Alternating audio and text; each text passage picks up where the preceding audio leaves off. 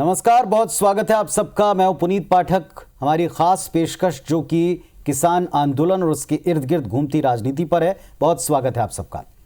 आज़ादी के 73 साल में दिल्ली में 17 सरकारें बन चुकी। किसानों की जिंदगी में बदलाव के लिए कई आयोग बने, कई सिफारिशें हुई, कई कानून बनाने की चर्चा चली, लेकिन नहीं बदली तो देश के किसानों की स्थिति। आज भी सूदखोरी में फंसे किसान, बदहाली से तंगहाली से खुदकुशी करते किसान आपको खबरों में प्रतिदिन दिख जाएंगे। इस वक्त दिल्ली और दिल्ली से सटे तमाम राज्यों की सीमा पर नए कृषि कानूनों को लेकर एक बड़ा आंदोलन चल रहा है। केंद्र सरकार ने पहले तो किसानों को चर्चा के लिए बुलाया। 5 से 6 दौर की बातचीत हो चुकी, लेकिन बात नहीं बनी। तब संगठन के जरिए किसानों को अपनी बात समझाने की कोशिश की और अब पूरा का पूरा भारतीय जनता पार्टी और उनसे जुड़े हुए सभी लोग इस बिल के फायदे लेकर जनता के बीच हैं, किसानों के बीच हैं। मध्य प्रदेश के रायसेन में शुक्रवार को किसान महासम्मेलन हुआ, जिसमें 35 लाख किसानों को 1600 करोड़ की राहत राशि मुख्यमंत्री ने प्रदान की। प्रधानमंत्री नरेंद्र मोदी भी इसमें जुड़े और संबोधित किया। दोनों नेताओं का फोकस नया कृषि कानून और इससे जुड़े कन्फ्यूजन्स को लेकर था। जाहिर तौर पर कुछ सवाल हैं। क्या बीजेपी अपने संगठन के जरिए किसान आंदोलन का असर खत्म करना चाहती है? क्या इस देश में किसान महज वोट बैंक है जिसे हर पार्टी अपने साथ रखना चाहती है? क्योंकि वायदे बहुत हुए लेकिन हालात नहीं बदले।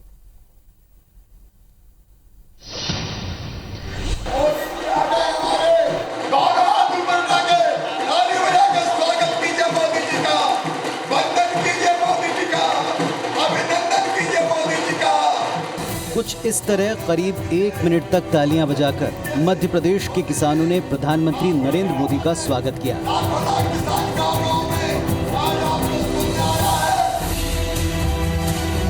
दिल्ली सीमा पर चल रहे किसान आंदोलन के दौरान कच्छ के बाद ये दूसरा मौका था जब प्रधानमंत्री मोदी ने किसानों से संवाद किया। मौका था शिवराज सरकार का 35 लाख किसानों को 1600 करोड़ रुपए की पहली किश्त देने का।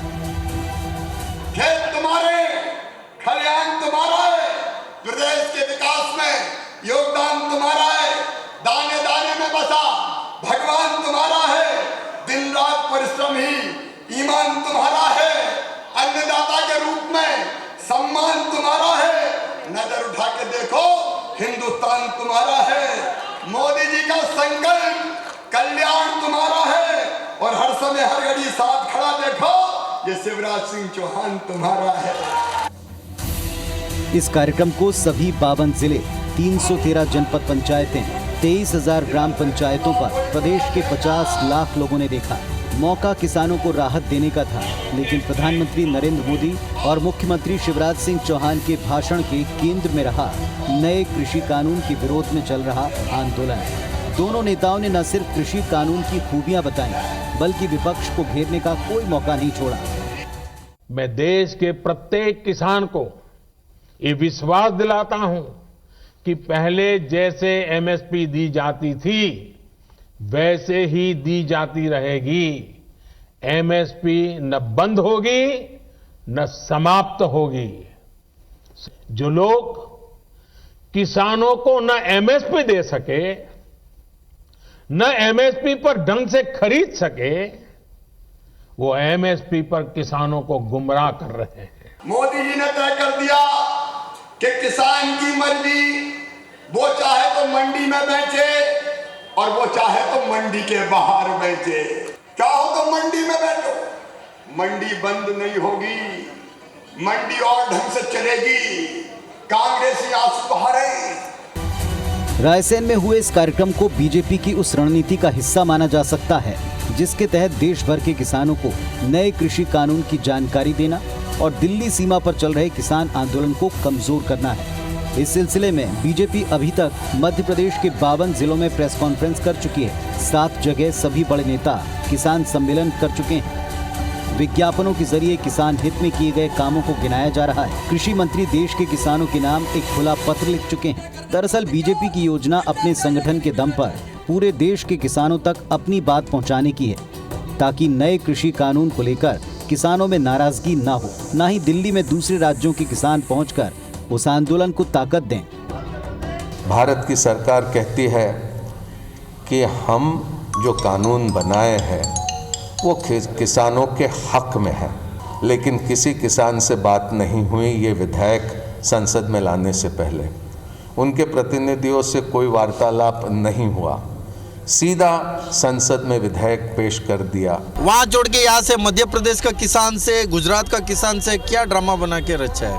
आप गुमराहने का, भटकने का ये जो काम कर रहे हैं वो छोड़िए, आप यहाँ नीचे इनसे आके बात करने को तैयार नहीं है। तो आप एक बार तो चापर से तो घूमे, किसान का हालत देखे। असली किसान ये लोग हैं, परेशान में है।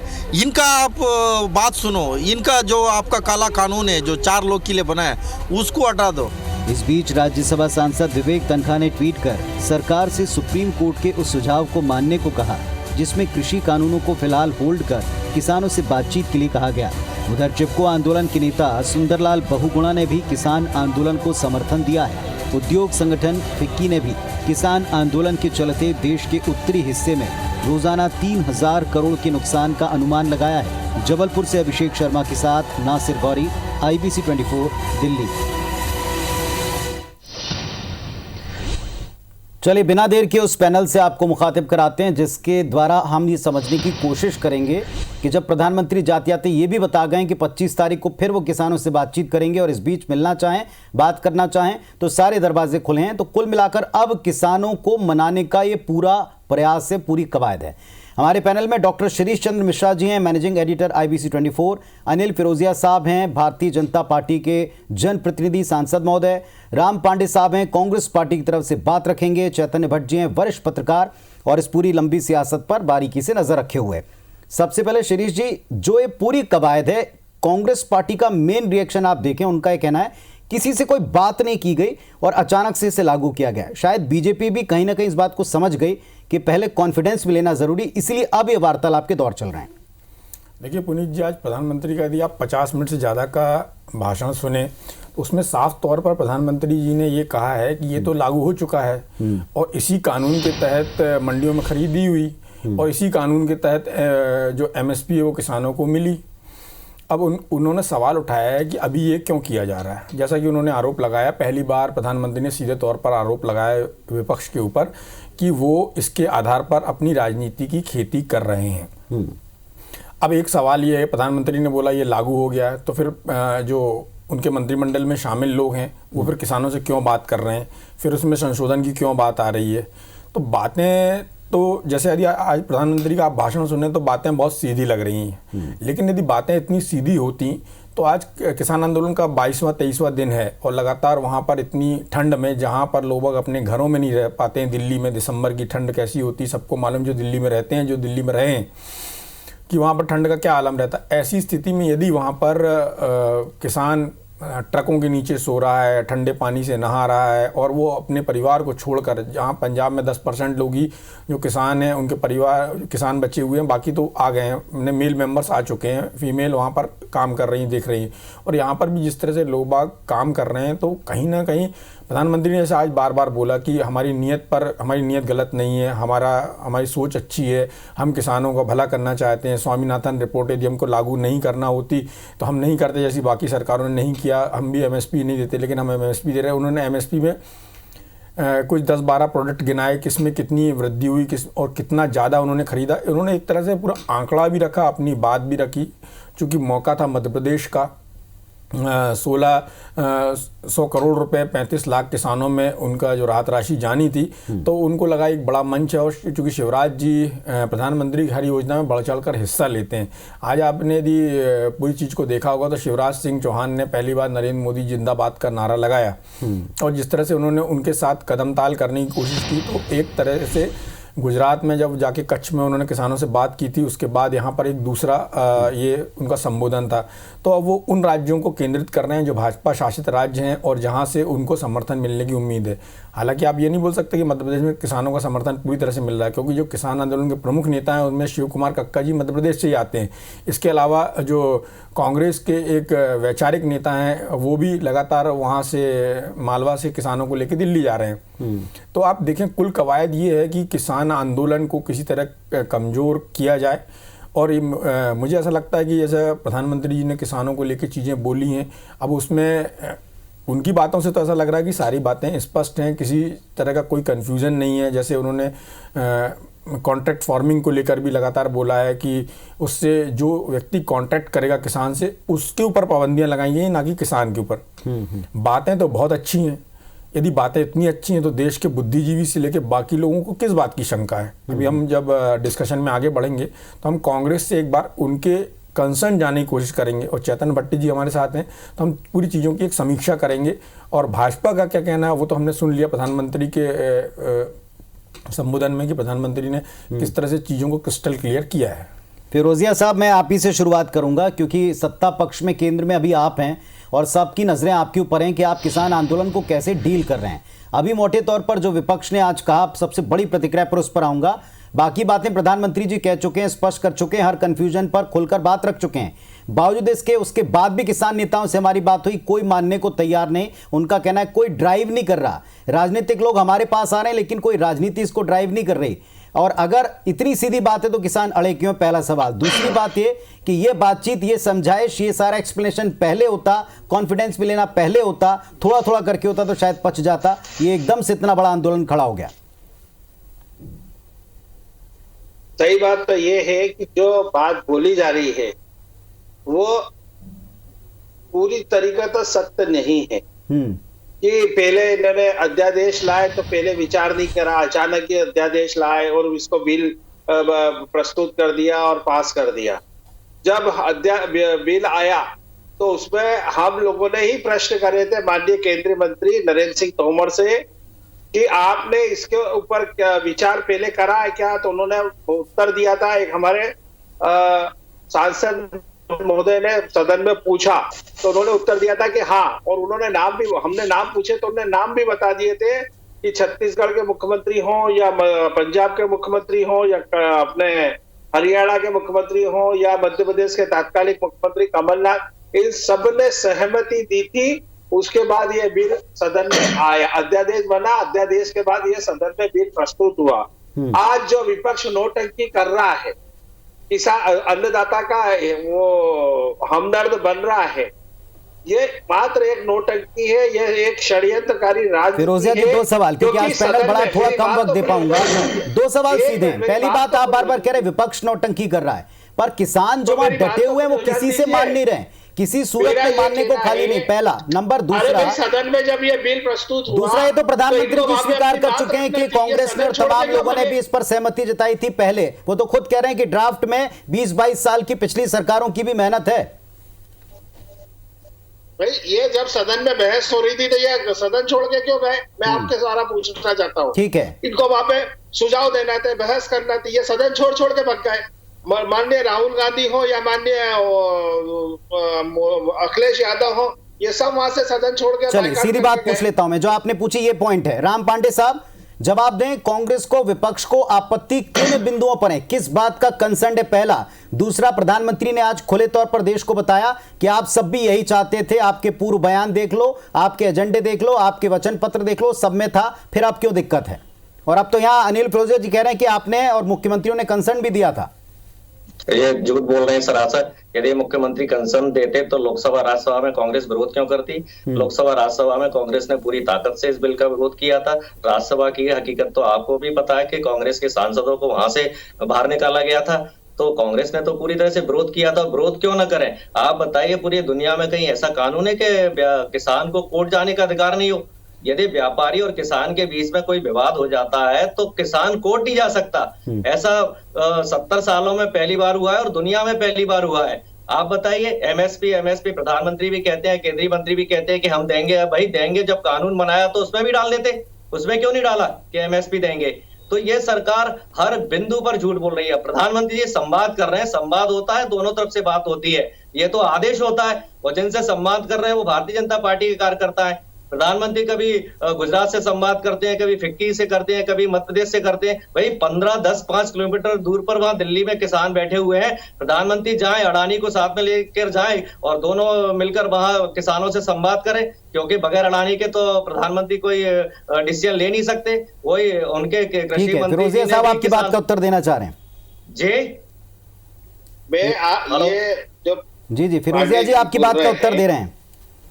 सदन में हम झूठ बोल रहे हैं तो सदन के पटल का रिकॉर्ड है, रिकॉर्ड जिसमें उत्तर में रिकॉर्डेड होता है, हर शब्द रिकॉर्ड होता है। अगर मैं झूठ बोल रहा हूँ तो आप सदन का रिकॉर्ड उठा के देखो, आपका काम है। वहाँ पे उत्तर में ये बताया गया है कि छत्तीसगढ़ के, मध्य प्रदेश के, राजस्थान के, यहाँ तक कि मध्य प्रदेश के कमलनाथ जी जब मुख्यमंत्री थे उन्होंने भी सहमति दी है। और रहा हम लोग में एमएसपी देने की बात, 70 साल में 55 साल कांग्रेस ने राज करा। कांग्रेस ने किसान के लिए क्या करा? हम लोग तो उसकी आय को दुगना करने के लिए यत्न प्रयत्न कर रहे हैं। कांग्रेस क्या कर रही है? कांग्रेस तो भग जाती है, जब भी बात आती है तो रण छोड़ के भगते हो आप लोग। सामना करना सीखो ना। कांग्रेस ने आज तक किसानों के लिए क्या करा? हम तो कर भी रहे और सुन भी रहे, हमने तो आज भी दरवाजे खोल रखे। अनिल जी, फिर मैं उसी सवाल पर आऊंगा। आप कांग्रेस को नहीं जवाब दे रहे ना, आप तो किसानों को जवाब दे रहे हैं। शिरीष जी एक सवाल पूछूंगा। मेरा सवाल में जो किसान बिल लेके आए माननीय प्रधानमंत्री नरेंद्र मोदी, जिसमें किसानों को यह अधिकार दिया गया है कि वो अपनी फसल की कीमत खुद तय करे। उसको अगर मंडी में बेच, अच्छे भाव मिलना तो मंडी में बेचे, या वो अगर वो बाजार में जाता है और उसको अच्छे भाव मिले तो वो बाजार में बेचे। ये सारी बातें हो चुकी गई। किसान को ये अधिकार दिया गया है। और रहा कोर्ट की बात, तो आप जो कह रहे हो कि कोर्ट में किसान को जाने का अधिकार दी, अरे भैया कोर्ट में बरसों लग जाते हैं सुनवाई होते होते। एसडीएम कोर्ट में तुरंत निर्णय होगा और वो किसान के हित के लिए होगा, उसका पैसा। फिरोजी जी मेरा सवाल राम पांडे जी से है। आप गुमराह कर रहे हो किसान को, आप किसान के हित ठीक है फिरोजी जी, सुन लीजिए आपकी बात भी सुन ली। राम पांडे जी, आज प्रधानमंत्री जी ने जो बोला उसमें उन्होंने साफ तौर पर कहा कि कांग्रेस सरकार के कांग्रेस के घोषणा पत्र में इन सब बातों का उल्लेख था जिसको मैं लागू कर रहा हूं या मैं कर रहा हूं, और ये 20-22 साल पहले ये चीजें हो जानी चाहिए थी। तो आप बताएं कि जो बार बार ये बात घूम फिर के आती कि कांग्रेस के घोषणा पत्र में इन सब बातों का उल्लेख था जिसको उन्होंने कानून के रूप में बनाया। तो आप ये बताइए कि कांग्रेस के घोषणा पत्र में ऐसा कुछ था क्या जिसको लेके बार बार ये बात सामने आती है? देखिए, प्रधानमंत्री का काम है केवल झूठ बोलना, हर मुद्दे पर झूठ बोलना। कांग्रेस सरकार भी रिफॉर्म लाना चाहती थी, लेकिन उस रिफॉर्म के अंदर ये चीजें नहीं थी। कांग्रेस सरकार का क्या था घोषणा पत्र, आपने देखा होगा कि 72,000 रुपया हर साल किसानों को देंगे। कांग्रेस के घोषणा पत्र में ये नहीं था कि मंडी खत्म कर देंगे। कांग्रेस के घोषणा पत्र में ये नहीं था कि एमएसपी खत्म कर देंगे। कांग्रेस के घोषणा पत्र में ये नहीं था कि किसान कोर्ट नहीं जा पाएंगे। और इस समय प्रधानमंत्री कितनी घटिया राजनीति कर रहे हैं, किसानों के साथ कितना दोगलापन कर रहे हैं। आज प्रधानमंत्री को किसानों के साथ खड़ा होना चाहिए, और जो पूरा चक्रव्यूह जो प्रधानमंत्री रच रहे हैं वो किसान आंदोलन को खत्म करने के लिए रच रहे हैं। 2 करोड़ रुपए प्रति दिन का अपने प्रचार पर खत्म करते हैं। जिस दिन से किसान आंदोलन शुरू हुआ है, अखबारों में 2-2 पेज के विज्ञापन दिए जा रहे हैं। टीवी पर भारतीय जनता पार्टी के कार्यकर्ताओं को किसान बनाकर प्रेषित किया जा रहा है। वहां किसान आंदोलन में लोगों को भेजा जा रहा है, भारतीय जनता पार्टी के कार्यकर्ताओं को, कि वहां जाके पाकिस्तान जिंदाबाद के नारे लगाओ। इनको शर्म नहीं आती है कि कड़कड़ाती ठंड में, दिल्ली की ठंड में। चलिए ठीक है फिरोजिया साहब, क्या अगर कांग्रेस के मैनिफेस्टो में है, अगर कांग्रेस ने ये सारी बातें कही हैं, तो इतनी रिसर्च वाली लंबी चौड़ी फौज वाली पार्टी रख दे सामने, ला दे सामने के इस सन में इन चीजों को सामने रखा हुआ है। अब और फिर पूछे विपक्ष से सवाल या बाकी दलों से सवाल।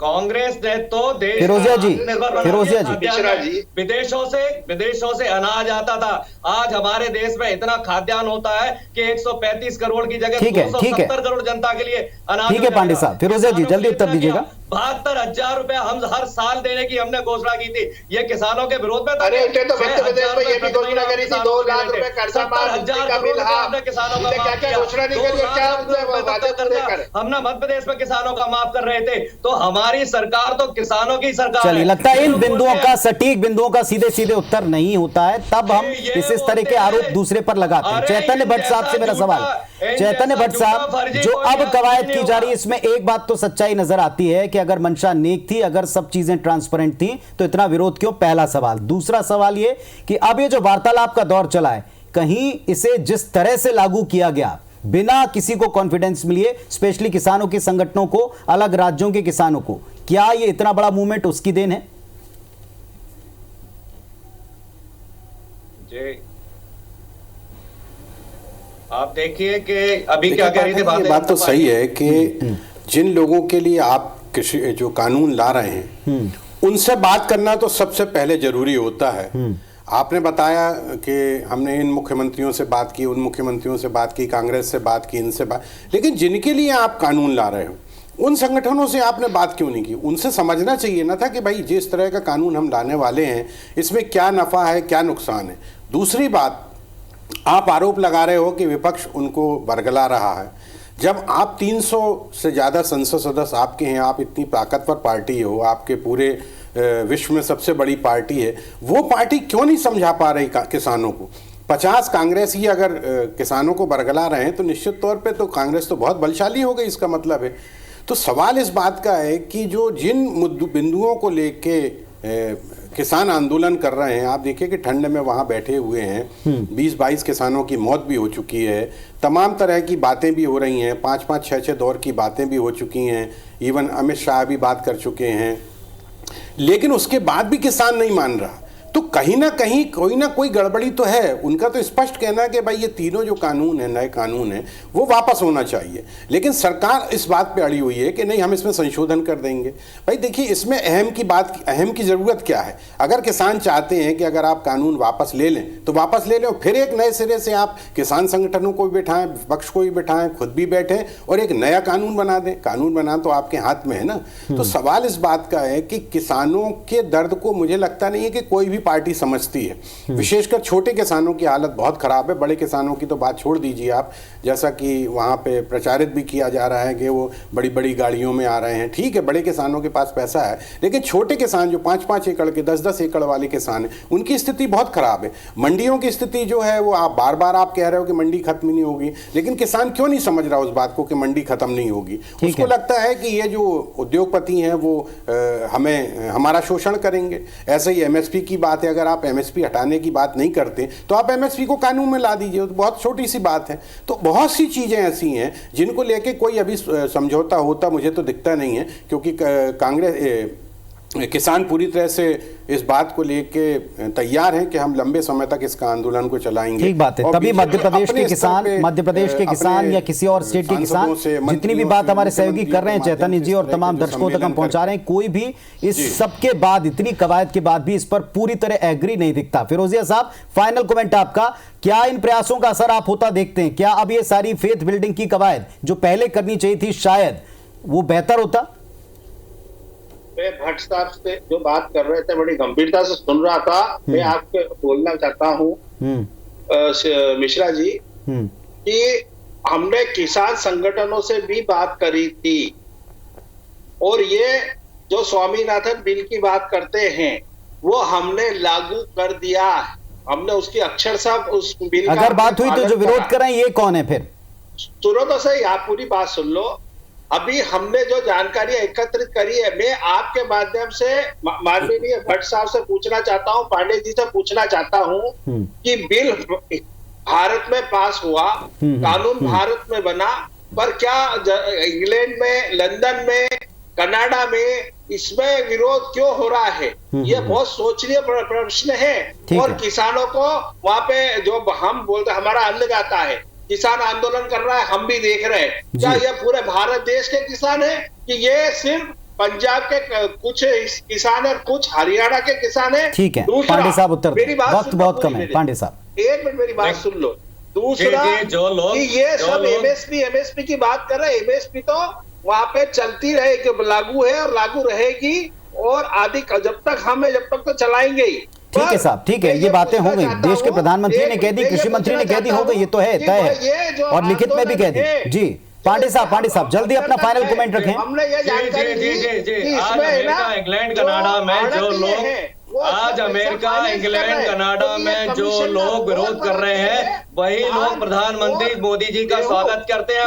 वहाँ मोदी जी कहते हैं, तब इनको समझ में नहीं आती। आज वही मोदी कहने वाले लोग इनका विरोध कर रहे हैं। तो सीधी सी बात यह है कि जिस तरह से जियो को फायदा पहुंचाने के लिए जियो के विज्ञापन पर प्रधानमंत्री ने अपना फोटो लगाया, BSNL खत्म कर दिया। आज अडानी के ऊपर प्रधानमंत्री ने अपना फोटो लगा दिया है, किसान खत्म हो जाएंगे। अडानी खेती करेगा और किसान उस खेती में मजदूर बनेंगे। ये सरकार इस तरह का पूरा प्रयास कर रही है।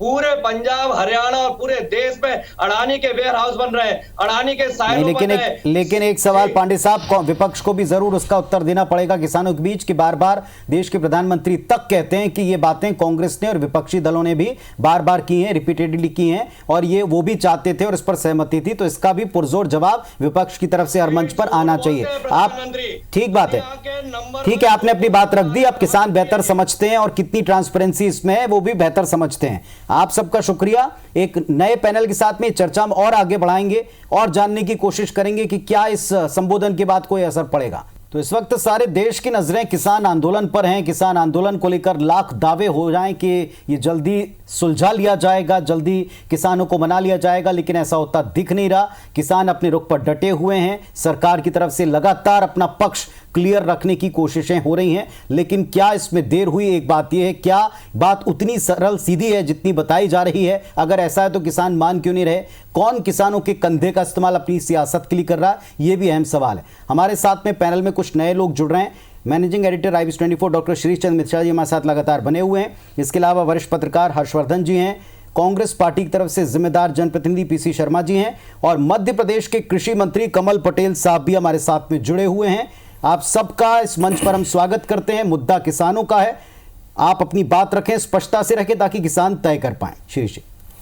पटेल साहब, सवाल आपसे है, चूंकि आज एक बड़ा सम्मेलन किया आपने, इतने सारे किसानों को जोड़ा। रायसेन वो जगह है जहाँ पर खेती किसानी बहुत अच्छी है, और जैसा कि पहले हम डिस्कशन में थे अभी इसके पहले, तो वहाँ पर कांग्रेस के जो प्रवक्ता थे उनका आरोप था कि ये किसान नहीं कार्यकर्ता हैं भारतीय जनता पार्टी के। एक तो बात हुई ये।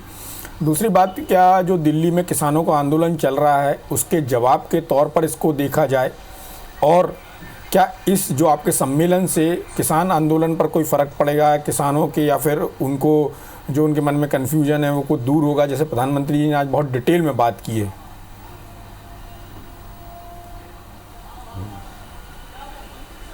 बिल्कुल, ये जो आज रायसेन में कार्यक्रम हुआ, 1600 करोड़ रुपया, इसी साल जो खरीफ की फसल सोयाबीन की खराब हुई थी उसका हमने पहली किस्त डाली है करीब 35 लाख किसानों के खातों में, और अभी अगले महीने और डालेंगे, फिर और डालेंगे, और बीमा का पैसा भी देंगे। लेकिन आज प्रधानमंत्री जी ने पूरे देश को 1 करोड़ लोगों को संबोधित किया। उन्होंने मध्य प्रदेश के पंचायत तक हर गांव के किसानों को, और इस कानून के बारे में बताया कि 20-22 साल से हमारे कृषि वैज्ञानिक, कृषि आर्थिक वैज्ञानिक और किसान संगठन और सभी पार्टियों ने मांग की थी कि किसान की अभी तक खेती जो है घाटे का धंधा है, किसान आत्महत्याएं करते हैं, खेती लाभ का धंधा कैसा बने। और ये सिफारिशें कांग्रेस ने भी अपने घोषणा पत्र में कहा था कि हमारी सरकार आएगी तो हम ये लागू करेंगे, लेकिन इनकी सरकार रही थी मनमोहन सिंह जी की 10 साल, वो लागू नहीं कर पाए। न स्वामीनाथन आयोग की रिपोर्ट लागू कर पाए, 8 साल तक रख रखे। लेकिन मोदी जी पहले प्रधानमंत्री हैं देश के जिन्होंने इन सिफारिशों को लागू किया है, और स्वामीनाथन आयोग की रिपोर्ट को लागू करके लागत का 50% MSP दिया है। कांग्रेस के राज में 1 रुपये 2 रुपये बढ़ती थी MSP, इन्होंने 50% बढ़ाई है, 500-500 700 रुपये, और किसानों को दे रहे हैं, उसका लाभ भी किसानों को मिल रहा है। लेकिन विपक्षी दल जो खुद अपने घोषणा पत्र में करते थे कि हमारी सरकार आएगी तो हम करेंगे, इनकी सरकार थी जब भी नहीं किया। चूंकि मोदी जी ने कर दिया है, भारतीय जनता पार्टी ने कर दिया ये काम अच्छा, हम कर नहीं पाए, इसलिए हमको विरोध करना और किसानों को भ्रमित कर रहे हैं। कमल पटेल साहब, एक सवाल मेरा है, सीधा सवाल है, सीधा। विपक्ष ने एक बात कही है कि आप जो है, आप कहते 1 करोड़ लोगों से सीधे वार्तालाप किया।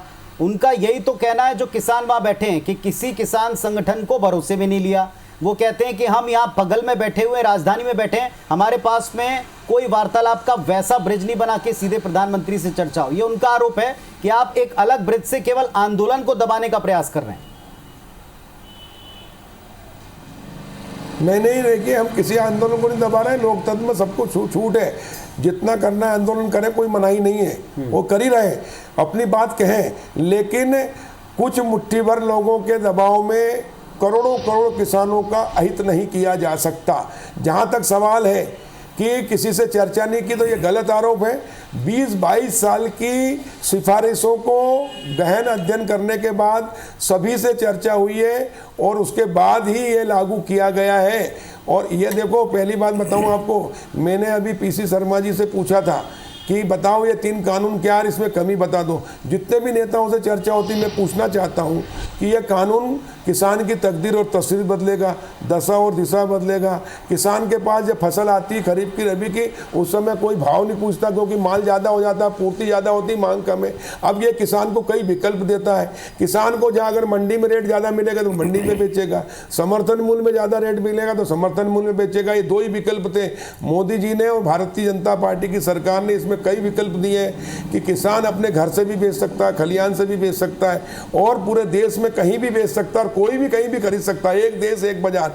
अब व्यापारी बढ़ेंगे, खरीदार बढ़ेंगे तो भाव भी फसल का बढ़ेगा। जो बिचौलिए कमाते थे उनको हटाया। की बात है, फिर क्यों नहीं समझ में आ पा रही? बिचौलियों को तकलीफ हो रही है,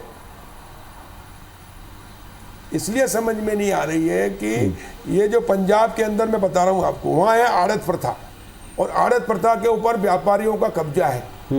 एक पूरे मतलब गैंग है और वो हजारों करोड़ कमाते हैं।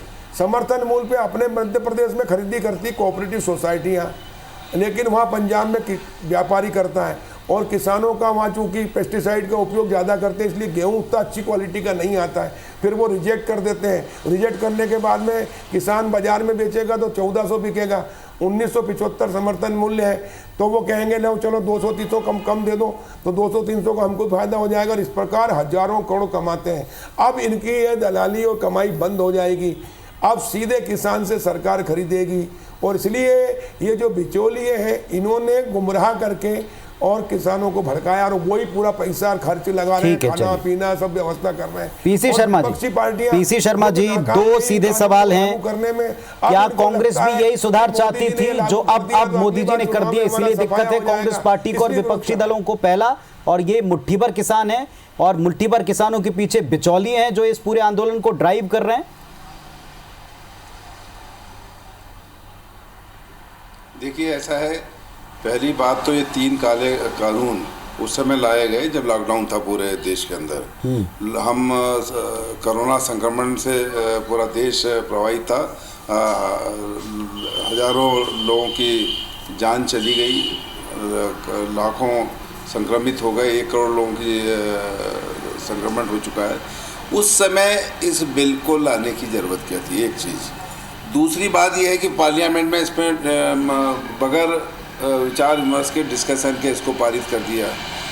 तीसरी चीज़, जब किसानों ने इसको मना कर दिया, वो नहीं चाहते, ये आंदोलन किए कि 3 कानून जो हैं ये किसान हित में नहीं है। जब 22 साल से हम रुके हुए थे तो और 2-4-6 महीने रुक के लोगों से बात कर लेते और किसान संगठनों से बात कर लेते। फिर किसान संगठन और किसान लाखों की तादाद में वो बैठे हुए दिल्ली के पास, प्रधानमंत्री जी के पास इतना समय नहीं कि उनसे जाके बात कर लें उनके संगठनों से। वो बात कर रहे हैं रायसेन के वर्चुअल, ये एक्चुअल जो बैठे हुए हैं उन पे नहीं, वर्चुअल पे बात कर रहे हैं। ये इनका काम करने का तरीका है। दूसरा, अगर किसानों के हित में होता है ये बात करना है बिचौलिए की, 22 किसानों की जान चली गई वहाँ पर धरना देके, लेकिन इन्होंने उस पर शोक तक व्यक्त नहीं किया। ये हालत है। और तो और ये बता रहा हूँ, किसानों के समर्थन में बाबा राम सिंह ने आत्महत्या कर ली, पोस्टमार्टम तक नहीं होने दिया। ये स्थितियाँ बनी हुई है। दमोह के अंदर 2 किसानों ने अभी आत्महत्या कर ली और ये बात कर रहे हैं 1600 करोड़ रुपए दे दिए। अरे 1600 करोड़ रुपए दे दिए, अगर 2000 करोड़ का तो वो ले रही है, ऋण ले रही है सरकार, हर 15 दिन में 1000 करोड़ का ऋण ले रही है। और अगर जो कांग्रेस की ऋण माफ़ी थी, जो 27 लाख इन्होंने विधानसभा में माना कि 27 लाख किसानों के ऋण माफ़ हो गए, तो अगर वो ऋण माफ़ी चलती रहती तो ये 16,000 करोड़ रुपए अभी किसानों के अकाउंट में चले जाते, उसको रोका। और जो ये किसान सम्मेलन कर रहे हैं, ये प्रधानमंत्री को प्रभावित करने के लिए, चाहे वो शिवराज जी हों चाहे कमल पटेल, ये किसान नहीं आया इसमें भारतीय जनता पार्टी के कार्यकर्ता थे, केवल एक किसान नहीं था। और जब ये बात कर रहे हैं कि उनको विकल्प मिलेगा कि मंडी के अलावा बाहर भी मंडी में बेच सके, ये जब मंडियाँ बनेंगी जब मंडियाँ प्राइवेट आएंगी तो वहाँ बिकेगा नहीं उसमें, और जब नहीं बिकेगा तो धीरे धीरे मंडियाँ बंद हो जाएंगी सरकारी, वहाँ पैसा नहीं होगा उनको, कर्मचारियों को पैसा देने के लिए। और जब ये बंद होगी तो ये पूरी की पूरी डिक्टेटरशिप ये कॉर्पोरेट जगत की हो जाएगी, और ये वही चाहते हैं, ये अदानी अंबानी कॉर्पोरेट को कैसा फ़ायदा हो। और फिर वेस्टर्न कंट्रीज़ की बात अलग है, वहाँ सब लिमिटेड लोग हैं, यहाँ जनसंख्या 1 अरब 30 करोड़ है। पटेल साहब आपत्तियों पर बोलना चाहेंगे, कुछ जवाब देना चाहेंगे? पीसी शर्मा जी हैं आपके सामने। अनाज वो बांटा जाता है, वो अनाज बांटा जाता है, ये गरीबों का अनाज बंटना बंद हो जाएगा जब एमएसपी खत्म हो जाएगी। और इन्होंने कहा था तो बोलूं मैं नहीं बोलिए क्योंकि वक्त लिमिटेड है, कानून में नहीं है, आप दोनों पक्षों को रखवाना है हमें। सिंह तोमर जी मेरे को बोलने दो ना भाई, मैं जवाब दे रहा हूँ इनका। सुनिए पीसी शर्मा जी, ये अंबानी मोदी जी की देन है, 6 साल में पैदा हो गए। अरे आपकी कांग्रेस पार्टी की गलत नीतियों का कारण है कि मुट्ठी भर लोगों के पास खरबों रुपया है, और जो किसान मेहनत करता है उसके औने पौने भाव पे मिलता था, इसलिए आत्महत्या करता था तुम्हारी गलत नीतियों के कारण, तुम्हारे पापों के कारण। और इसलिए मोदी जी वो सुधार रहे हैं। और अब 15,000 किसानों ने आत्महत्या की है, 15 साल में 15,000 लगाएगा। और 2 ने अभी कर ली जम्मू के अंदर किसानों को। अरे आपने गोली मारी किसानों को मंदसौर के अंदर। 50% की सब्सिडी भी किसान को मिलेगी, पहली बार गांव का मालिकाना हक दे रहे हैं। और किसान को मंडी भी रहेगी, एमएसपी भी रहेगी, लेकिन उसको और विकल्प मिलेगा। व्यापारी ज्यादा खरीदार होंगे तो किसान को उसकी फसल का उचित मूल्य मिलेगा। वो हम कर रहे हैं, आपको पता है कि लागू हो गया कानून, वो इससे लाभ मिलने लग गया। अभी आपको सुनो, अरे अभी किसानों ने मोहर लगाई, 40,000 700,000 से भाजपा जीती है, आपने सताया हुआ है, आपने धोखा दिया किसानों को। अब हमेशा घर चलिए थोड़ा तथ्यों के ऊपर बात करते, आपत्ति किस बात पर है कांग्रेस पार्टी को, इसकी बात करते, उस आपत्ति का जवाब जो प्रधानमंत्री ने दिया क्या उसमें सच्चाई है उसकी बात करते। हर्षवर्धन जी, एक सवाल सीधा मेरा आपसे है, पहले 5-6 दौर की वार्तालाप हो गई, जो लोग किसान वहां बैठे थे उन संगठनों से खुला पत्र लिख दिया गया, कई दौर की मीटिंग्स हो गई। अगर बात आज प्रधानमंत्री ने इतना विस्तार में एक एक शंका का समाधान पेश कर दिया, 25 को फिर बात करेंगे ये भी घोषित कर दिया, अगर बात इतनी सीधी है और किसानों के सीधे हक की और उनके मतलब की है, फिर समझ क्यों नहीं आ पा रही?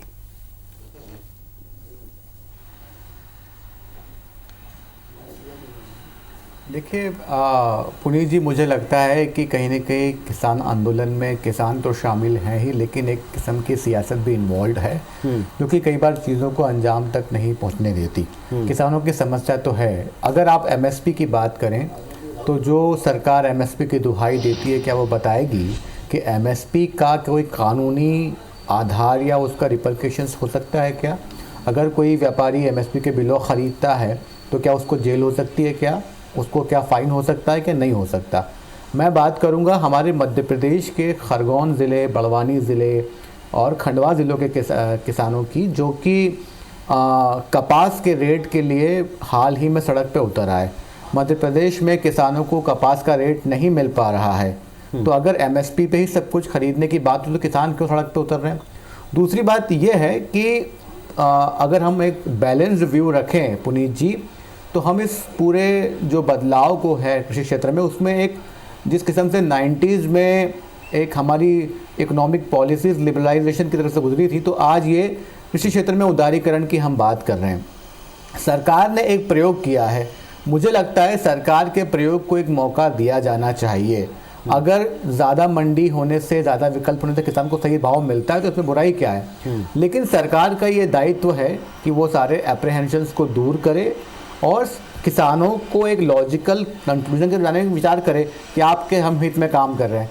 लेकिन ऐसा होता दिखाई नहीं दे रहा है। सरकार ने ये तो वाकई गलती की कि जो कानून बनाए हैं तीनों, वो बगैर चर्चा के पारित कर दिए, बगैर चर्चा के उस पर निर्णय ले लिया। तो ये तो गलती हुई है। लोकतंत्र में हर बात पर चर्चा होनी चाहिए, लेकिन फिर भी कोई पूर्वाग्रह भी विपक्ष क्यों पाले हुए बैठा है इस कानून को लेके? कृषि मंत्री हमारे साथ में कमल पटेल साहब, बहुत संक्षेप में बताएं कि अगर किसानों से पहले बात कर ली जाती तो आज ये विरोध का स्वरूप नहीं होता। दूसरी बात, एमएसपी को लेकर एक बड़ा वैलिड पॉइंट उठाया हर्षवर्धन जी ने, एमएसपी की व्यवस्था है लेकिन उससे कम पर लिया जाए तो क्या? कई किसान आपके प्रदेश में ऐसे जो आंदोलित होते हैं, और एक नहीं कई बार इसकी तस्वीरें हम दिखाते हैं। बिल्कुल सही है।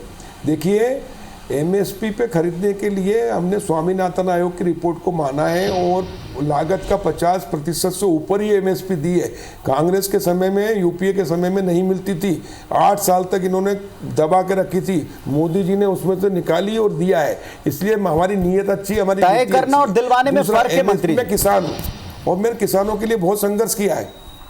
सुनिए, दूसरा एमएसपी में आपका रेट, आपका भारतीय किसान संघ जो कि राष्ट्रीय स्वयंसेवक संघ से जुड़ा हुआ है, वो प्रदर्शन कर रहा है मध्य प्रदेश में कपास के लिए। देखिए, कपास में भी जो एमएसपी पे खरीदा जाता है वो खरीदा जाता है एक क्वालिटी का माल। अब अगर मान लो कोई गीला आ गया, कुछ उसमें बीमारी हो गई, उसको क्वालिटी में नहीं आ रहा, कचरा है, तो उसके कारण मना करते हैं, उस समय किसान आंदोलित हो जाता है। तो इसलिए हमारे किसानों को भी अब चाहिए कि हम ग्रेडिंग करें, अच्छी क्वालिटी का होगा तो एमएसपी पे बिकेगा। मैं बताना चाहता हूं आपको, मध्य प्रदेश में एमएसपी पे मूंग अधिक बिक रहा है, एमएसपी से धान अधिक बिक रहा है, हमारा चना अधिक बिक रहा है, अभी हमारे सोयाबीन एमएसपी से ऊपर बिक रही है ना। तो इसलिए ठीक है, कोई दिक्कत नहीं, हम खरीदते हैं। परंतु ये जो नया एक्ट आया है, ये इसीलिए आया है कि मांग और पूर्ति पे भाव चलता है, वो अंतर्राष्ट्रीय बाजार के ऊपर भी चलता है। अगर मांग कम है, पूर्ति ज्यादा है, ठीक है, बात तो वहीं आ जाती है, क्वालिटी और ऐसे कई क्लॉजेज हैं जिसके आधार के ऊपर हम किसी भी चीज को रिजेक्ट भी कर सकते हैं। हम मतलब व्यापारियों के पास में भी विकल्प हैं जो उनका उस समय का अधिकार है, लेकिन जो किसानों का क्या सुनिश्चित होता है नए कानूनों से, ये एक बड़ा बहस का मुद्दा बना हुआ। पीसी शर्मा जी, ये जो लगातार अब कवायद हो रही है केंद्र सरकार बीजेपी की तरफ से, आपको लगता है ये सारे पॉइंट क्लियर कर पाएंगे, कंफ्यूजन दूर कर पाएंगे, आंदोलन को शिथिल करने की तरफ ले जा पाएंगे? देखिए, ये लड़ाई उस तरह की हो गई है जब 1849 में चिलियान वार हुई थी, जिसमें ईस्ट इंडिया कंपनी वर्सेस उस समय के किसान और सिख समाज लड़ा था। और ये किसी भी हालत में किसान मानने वाले नहीं है, क्योंकि ये सब चीज़ समझते हैं। ये लोग काम वहाँ कर रहे हैं, फील्ड में, खेत में काम करते हैं। जैसा अभी हर्षवर्धन जी ने कहा कि भाई ये सब बातें आज बात हो रही है, पहले बात क्यों नहीं की, चर्चा क्यों नहीं की किसानों से, संगठनों से, और एमएसपी का कानून में प्रावधान क्यों नहीं किया। और ये इससे ही लोगों को लगता है कि धीरे धीरे ये एमएसपी खत्म हो जाएगी और ओपन मार्केट में ही बिकेगा, प्राइवेट मंडी में बिकेगा। जो गरीब लोगों को जो इनसे राशन की दुकानों से मिलता है गरीब आदमी को, बंद हो जाएगा। ये वो पैटर्न लाना चाहते हैं। मैं श्री जी से फाइनल कमेंट लेना चाहता हूँ, श्री जी, अब तो लिखित में कृषि मंत्री एक पत्र लिख चुके हैं, प्रधानमंत्री एक तरह से पूरे देश के सामने बोल रहे हैं। अब वो सारे कंफ्यूजन, संशय, उनके बारे में बात रख चुके हैं। आगे राह आसान है, लंबी जानी है, कठिन है, और अब ऐसे में विपक्ष का रोल।